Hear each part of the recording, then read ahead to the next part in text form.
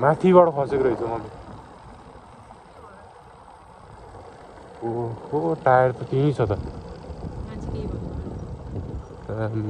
tractor त मान्छे केही भएन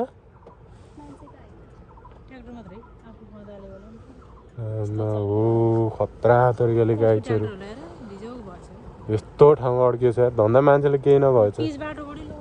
माथिबाटै खसेछ कि बत्तिर आएको थियो होला